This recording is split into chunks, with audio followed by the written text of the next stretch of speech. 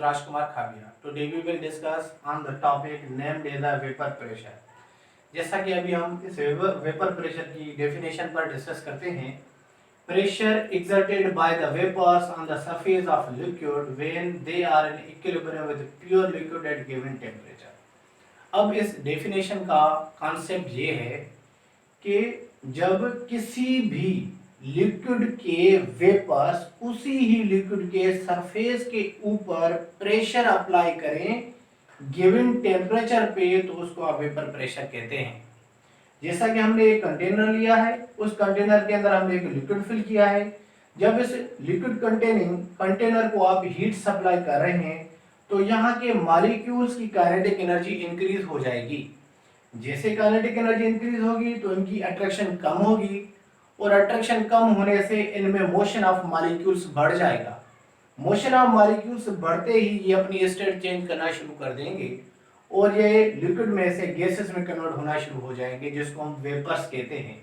अब ये वेपर्स जो इस लिक्विड से क्रिएट हुए, ये इसी सरफेस के ऊपर एक प्रेशर अप्लाई करना शुरू कर देंगे, जिस प्रेशर को आप वेपर प्रेशर कहते हैं। अब अगर हम ये कहें कि जब लिक्विड के मॉलिक्यूल्स वेपर्स में कन्वर्ट होना शुरू हो जाएं तो उसको आप इवापोरेशन कहते हैं। लेकिन अगर कंटेनर आपके पास क्लोज्ड है, जिसके ऊपर आपने पिस्टन रखा हुआ है, कोई ढक्कन रखा हुआ है, तो वो क्या करेगा, इन वेपर्स को रिलीज होने नहीं देगा। तो ये वेपर्स जब इस पिस्टन के साथ टकराएंगे तो ये वेपर्स उसके साथ एनर्जी शेयर करेंगे और उसके बदले में इनकी एनर्जी कम हो जाएगी। एनर्जी कम होने की वजह से ये वापस कंडेंस हो जाएंगे। एवापोरेशन के दौरान लिक्विड में से वेपर्स में कन्वर्ट हुए, मतलब गैसेस में कन्वर्ट हुए, लेकिन जब इन्होंने एनर्जी शेयर की तो अब ये वापस होना शुरू हो जाएंगे, मतलब वेपर्स में से यानी कि गैस में से वापस लिक्विड में आना शुरू हो जाएंगे, और इसको आप कंडेंसेशन कहते हैं। जब रेट ऑफ एवापोरेशन और रेट ऑफ कंडेंसेशन दोनों बराबर हो जाए तो उसको आप कहते हैं डायनामिक इक्विलिब्रियम। और ये फिजिकल इक्विलिब्रियम का एक टाइप है, क्योंकि केमिस्ट्री में डायनामिक इक्विलिब्रियम ही हम डिस्कस करते हैं। उसके बाद यहाँ पर जब रेट ऑफ एवापोरेशन और रेट ऑफ कंडेंसेशन बराबर हो गया तो इक्विलिब्रियम हमें अचीव हो गया।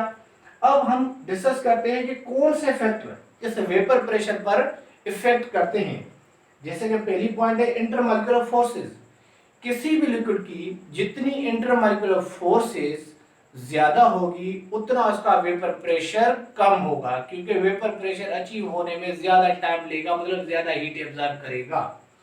जैसा हमने यहाँ पर लिखा क्लोरोफॉर्म, जिसका रूम टेम्परेचर या 25 डिग्री सेंटीग्रेड पर जो वेपर प्रेशर वो 160 टार है, जबकि वाटर का 24 टार है। इन दोनों कॉन्सेप्ट से हम ये क्लियर समझ सकते हैं कि वाटर की जो इंटरमॉलिक्यूलर फोर्सेस है वो क्लोरोफॉर्म से ज्यादा है।